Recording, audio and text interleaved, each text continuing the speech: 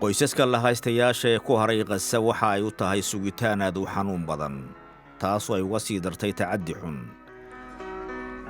Milatariga Israa'iil ayaa faahfaahin cusub ka bixiyey sida 3 la hayste oo Israa'iil ay u toogteen askartooda. Yotam Haim, Alon Shamris iyo Zamir Talalka ayaa waxay ka soo baxeen dhismo iyaga oo shaar la'aan ah waxaana ay siteen calan cad. Mid ka mid ah askarta Israa'iil ayaa si qaldan u aqoonsaday inay khatar ku yihiin, rasaasna ku furay.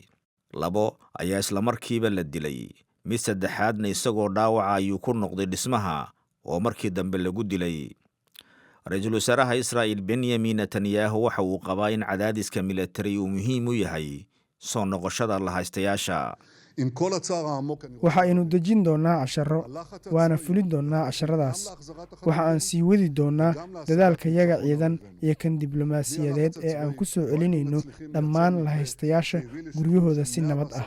iyada oo ay jiraan dhibaatooyinkaas murugada leh, aan caddeeyo in cadaadiska militari uu lagama maarmaan yahay. waa muhiim labada arrin ee kale ah soo celinta la haystayaasha iyo gaarista guusha.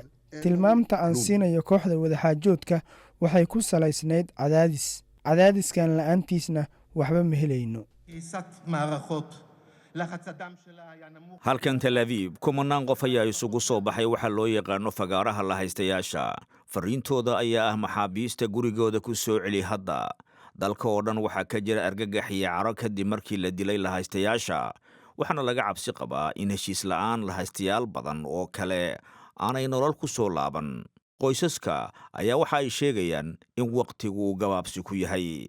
Waatan Nama Wemba oo ilma adeer la ah Itai Sviski oo la haysto. qof waliba oo Gaza laga soo saaray waxa uu ahaa meyd, mana rabno iyaga oo meyd ah. xabad joojin sameeya ilaa inta la haystayaasha oo dhammi ay soo noqonayaan iyaga oo nool. sababtoo ah maalin kasta ee na soo marta waxaan ogaanaynaa in badan oo ka mida magacyada la haystayaasha ee nolosha lagu qabtay ay hadda dib u soo noqonayaan iyaga oo meyd ah. Gaza ayaa sidoo kale waxa ay u barooranaysaa dadka ka dhintay. Kani waxa uu ahaa aaska Samir Abu Daqa oo ah sawir-qaade caan ah oo Falastiiniyiin ah una shaqayn jiray shabakadda Al Jazeera, kaas oo lagu dilay duqeyn ay fuliyeen diyaaradaha aan duuliyaha lahayn ee Israa'iil.